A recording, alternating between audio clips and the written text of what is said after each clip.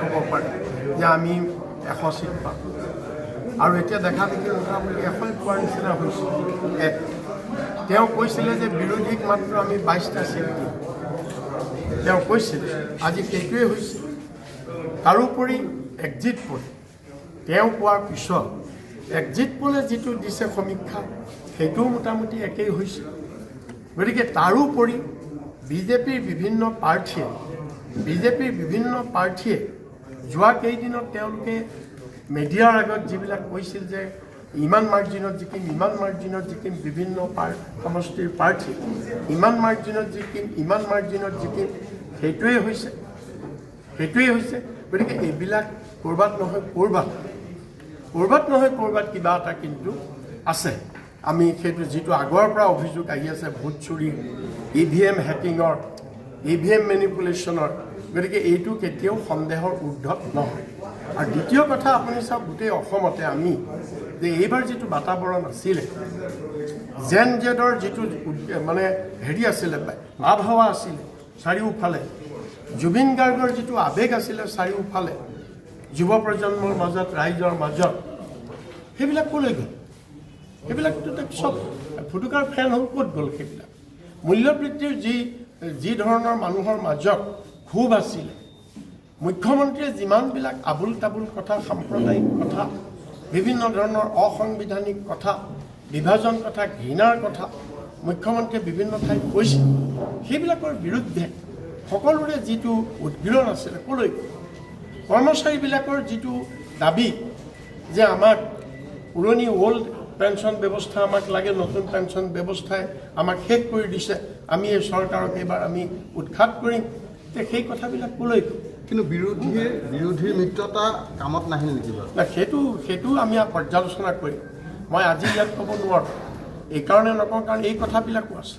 আমি অবিশ্বাস্য লাগিছে এই ৰিজাল্টটো এইকাৰণে, কাৰণ চাৰিওপিনে যিটো যুৱ প্ৰজন্মই যি ধৰণে এটা উদ্গীৰণ হৈছিল অসমত, ভোট দিওঁতে যুৱকসকলে জয় জুবিন দা, প্ৰত্যেকটো কেন্দ্ৰত যুৱকবিলাকে আহি ভোট দিছিলে জয় জুবিন দা কৰি।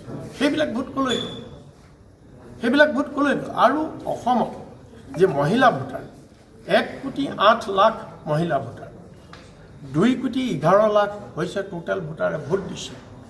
তাৰে ভিতৰত 1,08,00,000 মহিলা ভোটাৰ, 1,08,00,000 মহিলা ভোটাৰৰ ভিতৰত মাত্ৰ 65 লাখহে হৈছে হিতাধিকাৰী। বাকীখিনি মহিলাৰ ভোট ক'লৈ গ'ল?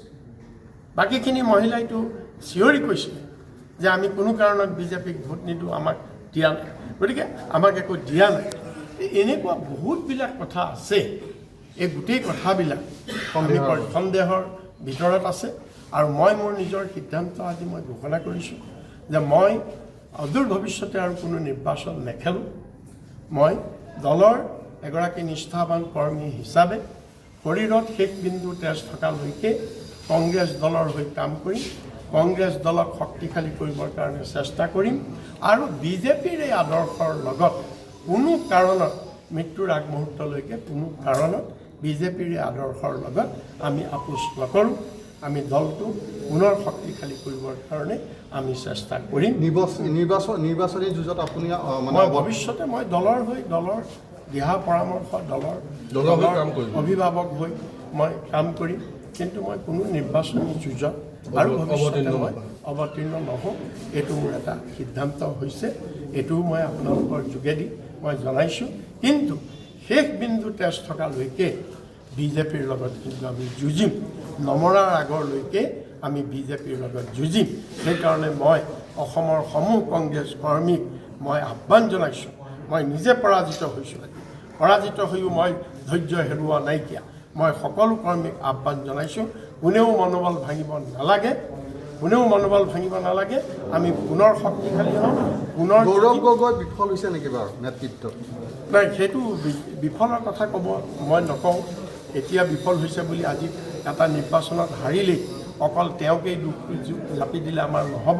আমি সকলোৱে আমি পৰ্যালোচনা, আমি আত্মবিশ্লেষণ, অকল গৌৰৱ গগৈ, আমি আমিও সকলোৱে আমি জগৰীয়া। যদি আমাৰ দলৰ দুৰ্বলতাৰ কাৰণে হৈছে, অকল গৌৰৱ গগৈৰ কাৰণে আমি সকলোৱে জগৰীয়া কম বেছি পৰিমাণ। গতিকে আমি সেইবিলাকো আমি পৰ্যালোচনা আমি কৰিম। হয়, যিকোনো খবৰৰ বাবে যোগাযোগ কৰক আমাৰ এই নম্বৰত 9181 307 221।